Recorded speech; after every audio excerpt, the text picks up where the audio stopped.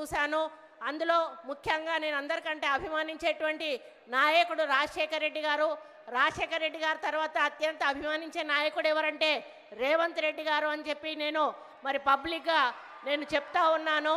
అయితే అన్ని ముఖ్యమంత్రుల మీటింగులు కూడా నేను అటెండ్ అవ్వడం జరిగింది. జనరల్గా ముఖ్యమంత్రులు ఒక మీటింగ్ పెట్టినప్పుడు ఆ మీటింగ్లో మాకు కావాల్సిన సమస్యలను చెప్పి అన్న ఈ సమస్యలు ఉన్నాయి, ఇవి తీర్చండి, వచ్చేసారి మీరు వచ్చినప్పుడు ఈ సమస్యలకు పునాది వేయాలి అని చెప్పినటువంటి సందర్భాలు ఉన్నాయి. ఆ తర్వాత ముఖ్యమంత్రి గారు మరి అవి మంజూరు చేసి మళ్ళీ వచ్చి ఫౌండేషన్ వేసినటువంటి సందర్భాలు ఉన్నాయి. కానీ బీఆర్ఎస్ ప్రభుత్వంలో ఆ ముఖ్యమంత్రి దగ్గర కూడా నేను పనిచేశాను. మరి ఆయన ఇటువంటి మీటింగ్లలో వందల కొలది వాగ్దానాలు చేసేది, ఏది కూడా ఒక్క రూపాయి కూడా మంజూరు చేయలేదు. రాజశేఖర రెడ్డి గారు మాత్రం చెప్పిన ప్రతి పనిని కూడా చేసి మళ్ళీ ఆయన వచ్చి ఫౌండేషన్ వేసిన సందర్భాలు ఉన్నాయి. కానీ ఈ సభ ఈరోజు జరుగుతున్న ఈ వరంగల్ సభ అందుకు భిన్నంగా చరిత్రలో నిలిచిపోయే విధంగా ఉంది అని చెప్పడానికి నేను చాలా గర్వపడతా ఉన్నాను. ఎందుకంటే మరి నేను పోయే టైం ఎటువంటిదో, అన్నం మూడు ఎటువంటిదో కానీ నేను ఎప్పుడు పోయి ఏది అడిగినా కూడా చూద్దాంలే అక్క, చేద్దాంలే అక్క అనేటోడు.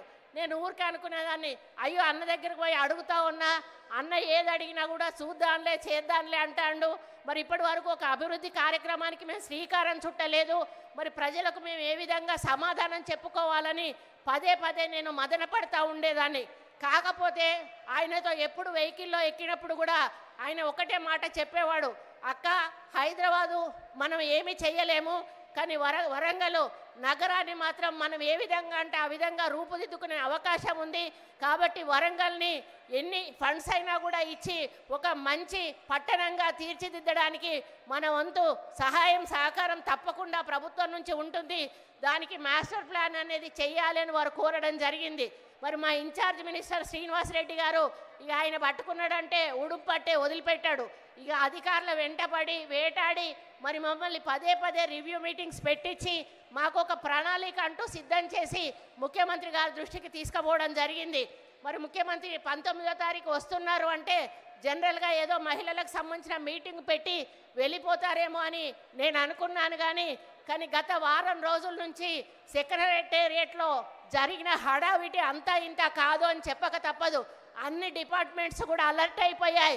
ఒక డిపార్ట్మెంట్ తర్వాత ఒక డిపార్ట్మెంటు వరంగల్లో ఏమేమి అవసరం ఉన్నాయని చిన్న చిన్న పనులను కూడా చూసి వాటిని వివరాలు తెప్పించుకొని వాటన్నిటికీ కూడా జీవో ఇచ్చి దాదాపు ఈరోజు 4,500 కోట్ల రూపాయల నిధులు విడుదల చేస్తూ జీవోలు ఇచ్చి ఈరోజు ఇక్కడ శంకుస్థాపన కార్యక్రమం చేసినందుకు ఈ వేదిక నుండి మరి సీఎం గారికి హృదయపూర్వక ధన్యవాదాలు మా వరంగల్ ప్రజల తరఫున తెలియజేస్తా ఉన్నానన్నా.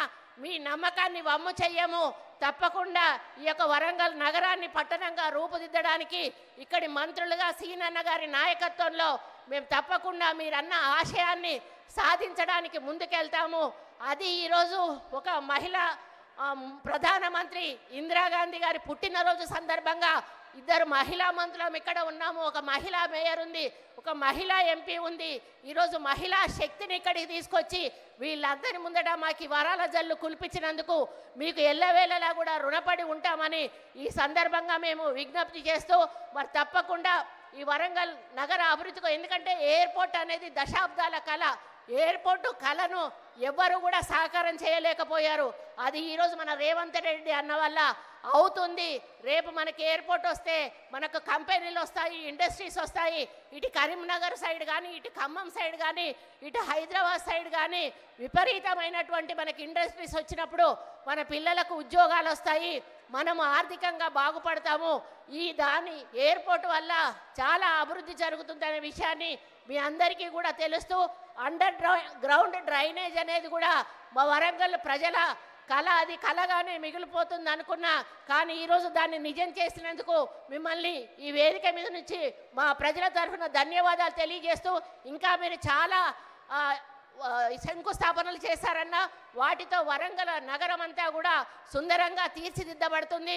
వాటన్నిటిని కూడా దగ్గరుండి నాణ్యమైన పనులతో అవినీతి జరగకుండా ముందుకు తీసుకుపోయే విధంగా అధికారులతో మేము కమ్యూనికేట్ చేసుకొని మా ఇన్ఛార్జ్ మినిస్టర్ గారి నాయకత్వంలో తీసుకెళ్తామని తెలియజేసుకుంటూ ఇదే ఆదరణ, ఇదే ఆప్యాయత, ఇదే ప్రేమ మా మీద ఎప్పుడు ఉండాలని, మమ్మల్ని ఆశీర్వదిస్తూనే ఉండాలని కోరుకుంటూ మళ్ళీ మీకు మరి నిధులు విడుదల చేసినందుకు మా బట్టెనకు పాపం బట్టెన వెనకాల పడతా ఉంటా, అన్న ఒక రూపాయి కూడా ఇవ్వని పాపం బట్టెన కూడా ఈరోజు 4,500 కోట్ల రూపాయలు విడుదల చేసినందుకు వారికి కూడా వేదిక మీద నుంచి ప్రత్యేక ధన్యవాదాలు తెలియజేస్తూ మరి సెలవు తీసుకుంటా ఉన్నాను. జై కాంగ్రెస్.